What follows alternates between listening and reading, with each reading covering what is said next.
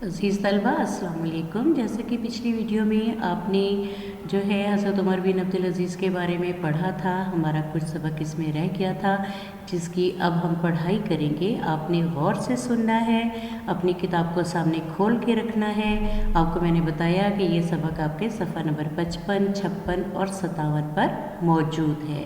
तो आप अपनी किताब खोल लें, जहाँ तक हमने पढ़ा था अब हम उससे आगे अपनी पढ़ाई जारी रखेंगे और इसको आप पढ़ते जाइएगा, मेरे साथ साथ अल्फाज को दोहराते जाइएगा ताकि आपके जो अल्फाज हैं वो अदायगी उसकी सही हो सके। ठीक है, आज हम अपनी पढ़ाई की तरफ आते हैं।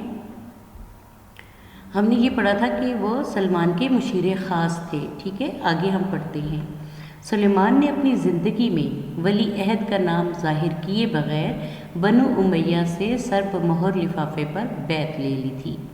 यानी सलमान ने अपनी ज़िंदगी में अपने आपा दाने वाले बादशाह का नाम ज़ाहिर किए बग़ैर बनु उमैया से एक बंद लिफाफे पर बैत ले ली थी। यानी कि सब ने उस पर हाथ रख के ये हलफ लिया था कि जो भी इस लिफाफे के अंदर जिसका नाम है वही हमारा अगला खलीफा होगा। सुलेमान ने वफ़ात पाई तो रजा बिन हैवात ने बनु उमैया को इकट्ठा किया। सर्बमोहर लिफाफा खोला। सर्बमोहर यानी बंद लिफाफे को खोला गया जिसको सील किया गया था। पढ़ा तो उमर बिन अब्दुल अज़ीज़ का नाम लिखा हुआ था। किसका नाम लिखा हुआ था? उमर बिन अब्दुल अज़ीज़ रहमतुल्लाह अलैह का नाम लिखा हुआ था। हज़रत उमर बिन अब्दुल अज़ीज़ नेक दिल इंसान थे।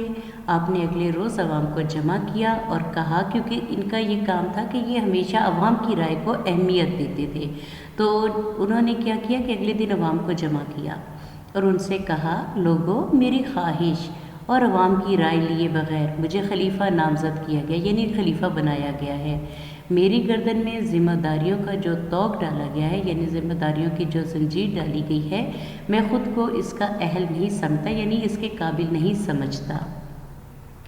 तुम लोग जिसे चाहो अपनी मर्ज़ी से खलीफा मुंतखब कर सकते हो। यानी तुम लोगों के पास ये इख्तियार है कि तुम अपनी मर्ज़ी से किसी को भी खलीफा बना सकते हो। लोगों ने बुलंद आवाज़ से कहा, हमने आपको अपना खलीफा मुंतखब कर लिया, हमने आपको अपना खलीफा मुंतखब कर लिया। हज़रत उमर बिन अब्दुल अज़ीज़ रहमतुल्लाह अलैह दरअसल खिलाफत राशिदा का अहया चाहते थे, यानी दोबारा से शुरू करना चाहते थे। जैसे खिलाफत राशिदा कहते हैं जो हमारे 4 खुलफाए राशिदीन का दौर था उसको, तो वो वैसा ही दौर लाना चाहते थे, दोबारा से शुरू करना चाहते थे। खिलाफत की ज़िम्मेदारियाँ संभालते ही अपनी तर्ज़ ज़िंदगी यकसर तब्दील कर दी। यानी कि जैसे पहले वो शाही ख़ानदान के फ़र्द थे, उनको सारी सहूलियात मुयस्सर थी, लेकिन जैसे ही वो खलीफा बने उन्होंने अपनी ज़िंदगी को, रहने सहने के तरीक़ों को एकदम बदल दिया। दस्तूर के मुताबिक आपके सामने शाही सवारी पेश की गई, यानी कि जो दस्तूर था, जो कानून था, उसके मुताबिक आपके सामने शाही सवारी पेश की गई। आपने ये कहते हुए उसे वापस कर दिया कि मेरे लिए मेरा खच्चर ही काफ़ी है, यानी आपने उसको कबूल नहीं किया और आपने कहा कि मैं पहले भी अपने खच्चर पे आता जाता था, मेरे लिए वही काफ़ी है। हज़रत उमर बिन अब्दुल अज़ीज़ रहमतुल्लाह अलैह खिलाफत की ज़िम्मेदारियाँ संभाल कर घर आए तो बहुत परेशान थे। लौंडी ने पूछा, यानी जो उनकी लौंडी थी, मुलाजमा थी, उसने पूछा, आज तो खुशी का दिन है, ये परेशानी कैसी?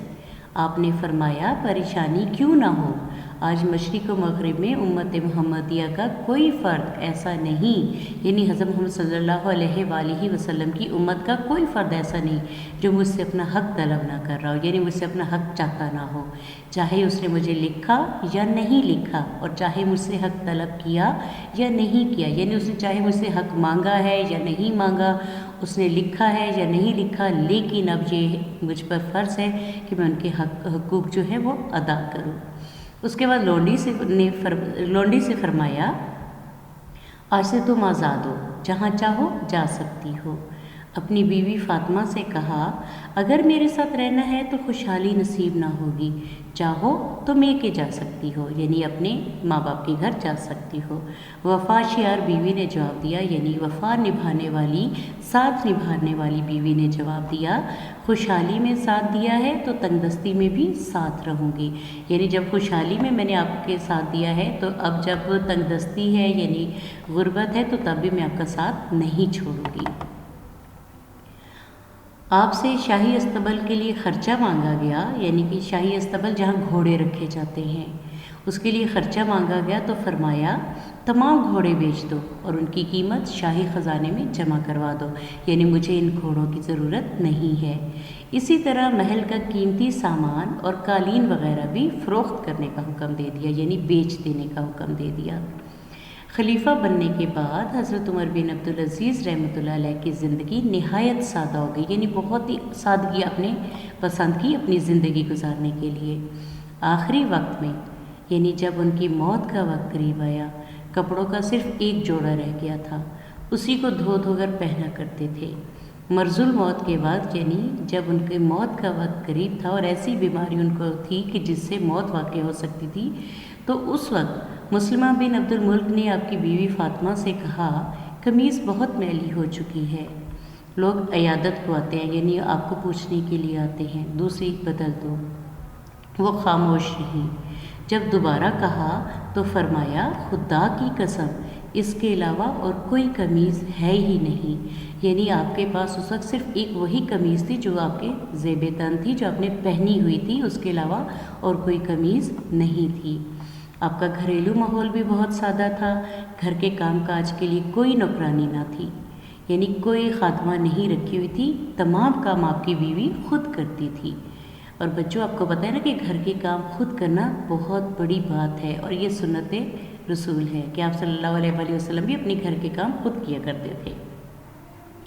حضرت عمر بن عبدالعزیز رحمۃ اللہ علیہ کی بڑی خواہش تھی کہ ان کی کوشش سے ایک بار پھر خلافت راشدہ کے دور کی یاد تازہ ہو جائے، یعنی وہ دوبارہ سے خلافت راشدہ کے دور کو لانا چاہتے تھے، وہی سب کچھ کرنا چاہتے تھے آپ کی سادگی اور پاکیزہ کردار کی بدولت۔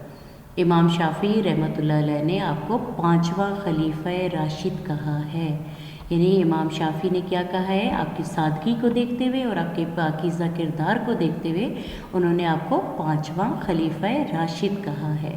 تو بچوں، یہ تھا آج کا سبق۔ امید ہے آپ کو سمجھ آ گئی ہوگی۔ اس میں حضرت عمر بن عبدالعزیز کے بارے میں آپ نے پڑھا کہ آپ کیسے تھے، آپ نے زندگی کیسے گزاری، آپ جب خلیفہ بنے تو آپ نے کیسی زندگی گزاری، اور ہمیں یہ تمام باتیں پڑھنے کے بعد ہمیں اس بات سے سبق حاصل کرنا چاہیے کہ زندگی میں سادگی کو اپنانا چاہیے اور ہمیشہ ایسے کام کرنے چاہیے جس سے دوسروں کو فائدہ ہو، کسی کا نقصان نہیں کرنا چاہیے، اور اپنے طرز عمل سے ہمیں یہ ثابت کرنا چاہیے کہ ہم ایک اچھے انسان ہیں۔